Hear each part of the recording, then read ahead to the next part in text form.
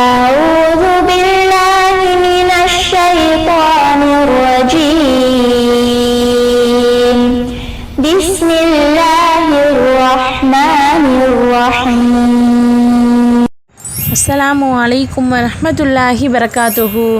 உஸ்வத்துன் ஹசனா இஸ்லாமிய மகளிர் கல்லூரியில் பேராசிரியராக பணிபுரியக்கூடிய ஆலிமா முர்ஷிதா உங்களுடன் 5 நிமிட மதரசாவிலிருந்து ஒரு சிறிய தகவலை பகிர்ந்து கொள்கிறேன்.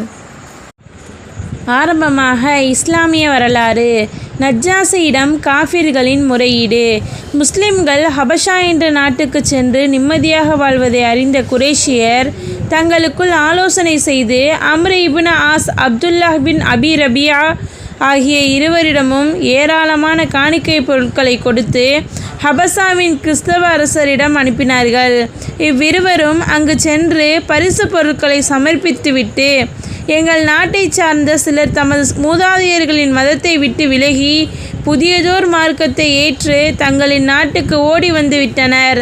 அவர்களை தாங்கள் திருப்பி அனுப்பிவிட வேண்டும் என முறையிட்டனர்.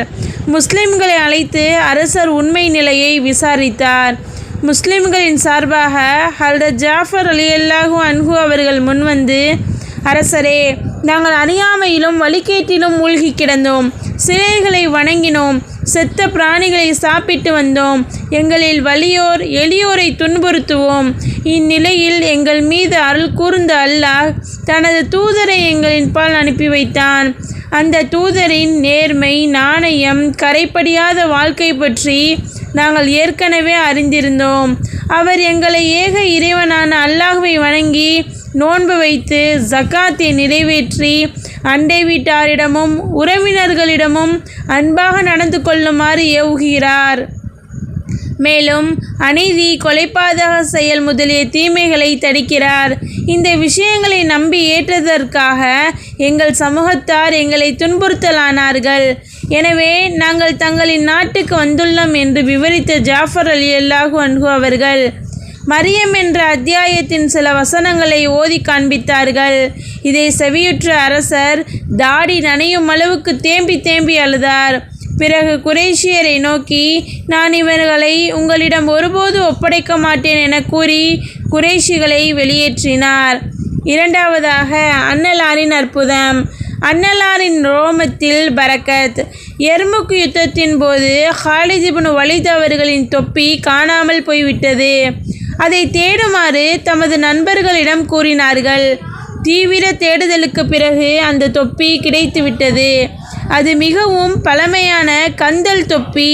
இதுக்கா இந்த பாடு என வியந்து பார்த்த நண்பர்களிடம் நபி அவர்கள் உம்ராவுக்கு சென்றபோது தமது தலைமுடியை களைந்தார்கள். மக்கள் அனைவரும் பரக்கத்தை கருதி அன்னலாரின் புனித முடியை ஆளுக்கு கொஞ்சமாக எடுத்தார்கள். நானும் ஒரு பங்கு எடுத்து இந்த தொப்பிக்குள் வைத்துள்ளேன்.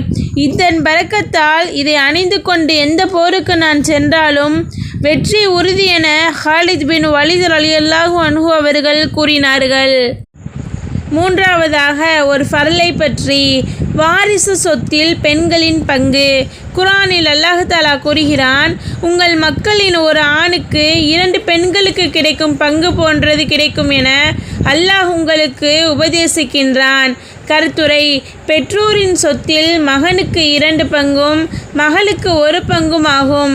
இதனை கொடுப்பது கட்டாய கடமையாகும். நான்காவதாக ஒரு சுன்னத்தை பற்றி. மனோ இச்சையிலிருந்து பாதுகாப்பு. அண்ணல் நபி ஸல்லல்லாஹு அலைஹி வஸல்லம் அவர்கள் இம்ரான் பின் ஹுசைன் ரலியல்லாஹு அன்ஹு அவர்களின் தந்தைக்கு இந்த துஆவை கற்பித்தார்கள். அல்லாஹும்ம அல்ஹிம்னி ருஷ்தி வ அய்த்னி மின் ஷர்ரி நஃப்ஸி. பொருள்: யா அல்லாஹ், எனது உள்ளத்தில் நல்லதை போடுவாயாக, மேலும் எனது நஃப்ஸின் தீங்கிலிருந்து என்னை காப்பாற்றுவாயாக. ஆமீன். ஐந்தாவதாக ஒரு முக்கிய அமலின் சிறப்பு. மார்க்க கல்வியை கற்றல். வணக்கத்தை விட கல்வி சிறந்தது, மார்க்கத்தில் மிகச் சிறப்பானது இரையச்சமாகும் என நபி அவர்கள் கூறினார்கள். ஆறாவதாக ஒரு பாவத்தை பற்றி. அல்லாஹ் ரசூலுக்கு மாறு செய்தல். குர்ஆனில் அல்லாஹ் தஆலா கூறுகிறான், எவர் அல்லாஹ் மற்றும் அவன் தூதருடைய பேச்சை ஏற்கவில்லையோ அவர் பகிரங்கமான வழிகேட்டில் இருக்கிறார். ஏழாவதாக உலகத்தை பற்றி. வாகன பிராணிகள். குர்ஆனில் அல்லாஹ் தஆலா கூறுகிறான், குதிரைகள், கோவேறு கழுதைகள் ஆகியவற்றை நீங்கள் ஏறி சவாரி செய்வதற்காகவும் அலங்காரமாகவும் அவனே படைத்துள்ளான். இன்னும் நீங்கள் அறியாதவற்றையும் அவன் படைக்கின்றான். 8வதாக மறுமையை பற்றி. சொர்க்கத்தாரின் ஆயுள். சுவனத்திற்குரியோர் சுவனத்தில் தாடியின்றி கண்ணுக்கு சுருமா இட்டவர்களாக 30 அல்லது 33 வயதுடைய இளைஞர்களாக நுழைவார்கள் என நபி அவர்கள் கூறினார்கள். 9வதாக நபி வழி மருத்துவம். சதிப்புண்ணுக்கு சிகிச்சை. முஹம்மது பின் ஹாத்திப் ரலியல்லாஹு அன்ஹு அவர்கள் தெரிவித்ததாவது, சூடான தண்ணீர் பாத்திரம் கவிழ்ந்ததால் எனது கையில் சூடுபட்டு புண்ணாகியது.